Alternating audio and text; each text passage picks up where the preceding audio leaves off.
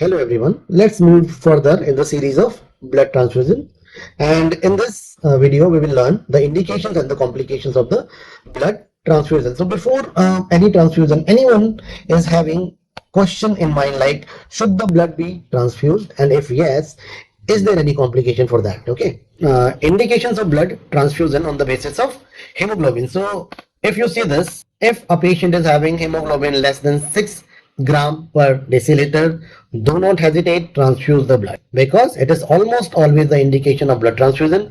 If the hemoglobin is 6 to 8, is between 6 to 8 gram per deciliter, then transfuse only if there is active bleeding going on and there is impending surgery. If the hemoglobin is more than 8 gram per deciliter, there is technically no indication for transfusion unless otherwise there are risk factors. Okay, so always evaluate the patient, not just the hemoglobin value. Consider symptoms of tachycardia, hypotension, dyspnea. Let's move further. Indications of blood transfusion on the basis of platelets. So if the platelets are low, this is also an indication for blood transfusion, and you should remember, if the platelets are less than 10,000 per microliter, then it is always the indication of blood transfusion, that is prophylactic indication. If the count is between 10,000 to 20,000, you should consider transfusion. If it is more than 20,000 and nothing is required, like surgery or something like that, blood transfusion should not be done usually. But if you are planning a surgery in emergency and the platelet is less than 50,000, you should transfuse.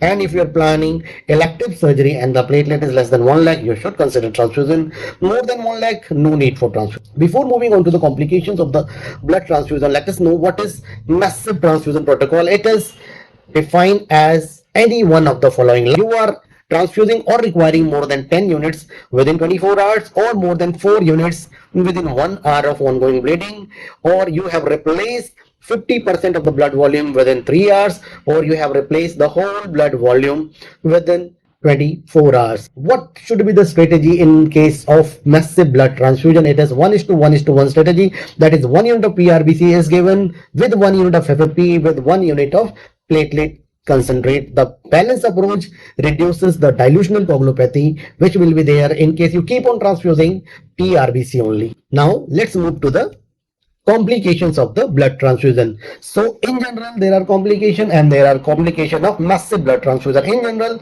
there are febrile reactions like fever, chills, malaise due to cytokine release. There is TACO, that is transfusion associated circulatory overload. There is TRALI, that is transfusion related acute lung injury, which is due to acute hypoxemia.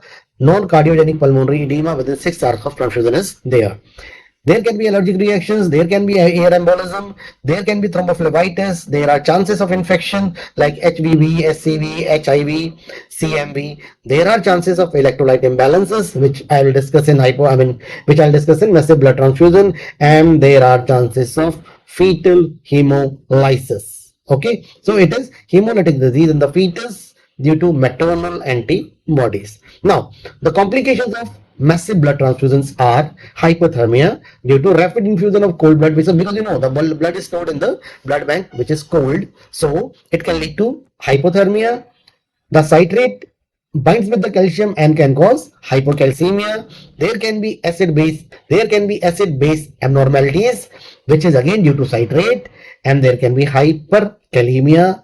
There can be coagulopathy, that is dilutional coagulopathy, if you keep on transfusing only. Okay, thank you so much. We'll meet in the next video. I would again request you to like, share, subscribe, and press the bell icon so that you get all the notification whenever I upload a video.